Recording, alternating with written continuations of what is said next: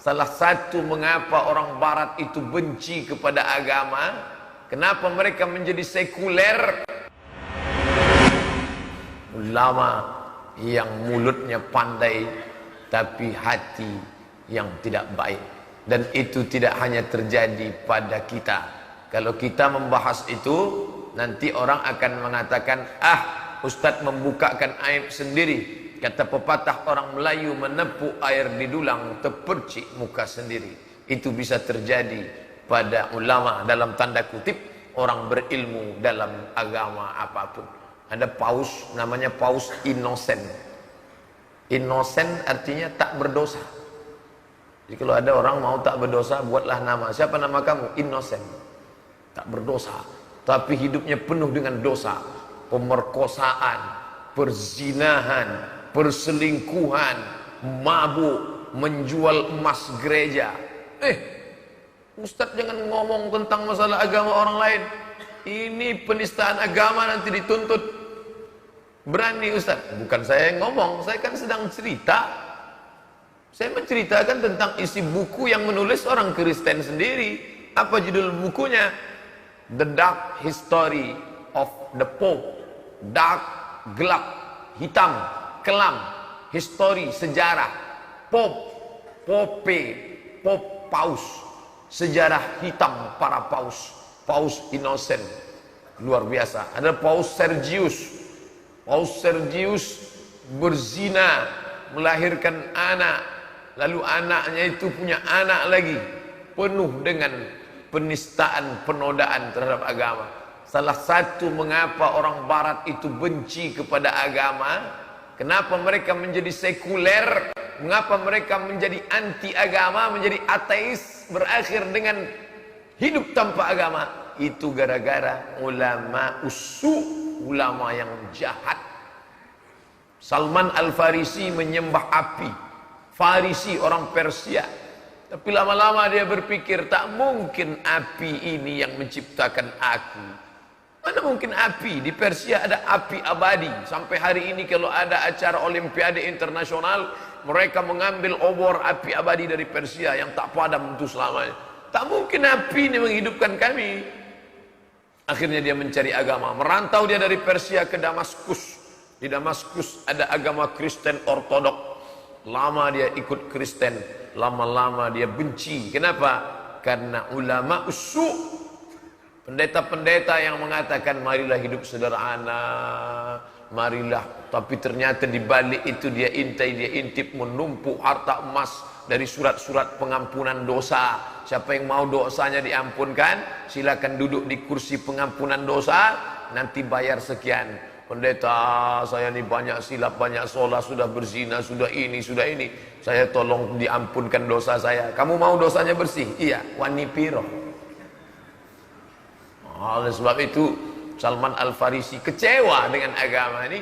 Akhirnya dia pun mendengar ada seorang nabi akhir zaman di Jazirah Arab. Maka dia pun melanjutkan pertualangan dan bersyahadat di hadapan Sayyidina wa Maulana wa Syafi'ina Muhammad sallallahu alaihi wasallam, asyhadu an la ilaha illallah wa asyhadu anna Muhammadan Rasulullah, dan tidak meninggalkan Islam sampai mati. Kenapa? Karena sesuai ucapan dengan perbuatan dalam diri Muhammad, laqad kana lakum fi rasulillahi uswatun hasanah. Itulah yang membuat sahabat itu tegar. Karena kalau orang itu sudah ulama itu pun terjadi pada agama yang lain.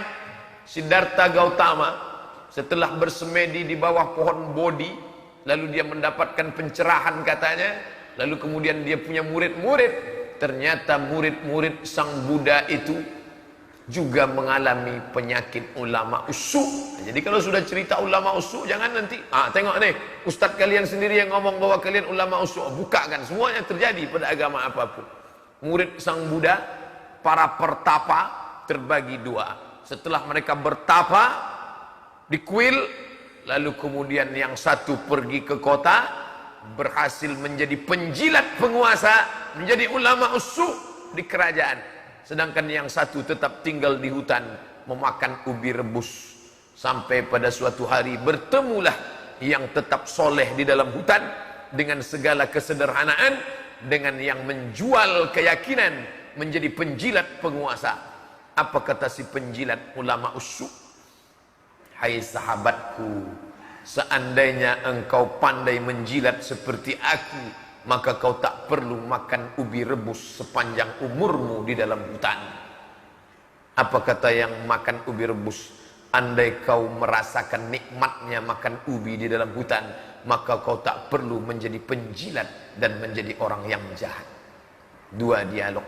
Ustaz baca di mana tuh? Di buku agama Buddha. Punya? Enggak. Ke toko buku saya baca-baca. Pas terbuka, saya lewat-lewat tuh saya tengok menarik, saya buka. Terbuka satu, tentang ini.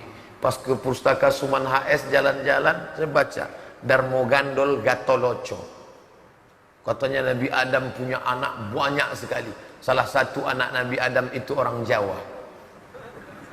Itulah nabinya kejawen. Itulah mereka yang tak mau masuk Islam. Tapi begitu datang Wali Songo, maka langsung diislamkan kerajaan Demak dan semuanya bersyahadat asyhadu an la ilaha illallah wa asyhadu anna Muhammadar Rasulullah. Yang tetap bertahan, maka mereka tak meyakini Muhammad yang orang Arab. Mereka maunya, yaitulah yang anak dari Nabi Adam tadi. Tak siapa namanya, carilah buku itu ada di Suman HS. Tapi bukan berarti Wali Songo ulama usyuk. Wali Songo ulama yang baik. Mereka mengislamkan Pulau Jawa dengan asimilasi budaya, dan mereka tetap menegakkan agama Allah. Mereka tidak menjilat penguasa. Tapi kata Nabi SAW, ada ulama usyuk, ulama yang jahat. Bagaimana sifatnya? Yattakhiduna hadzal ilma tijaratan, menjadikan ilmu agama ini sebagai perniagaan, perdagangan. Yabi'una min umara'i zamanihim, dan mereka menjual agama ini kepada siapa? Umara, pemimpin-pemimpin mereka.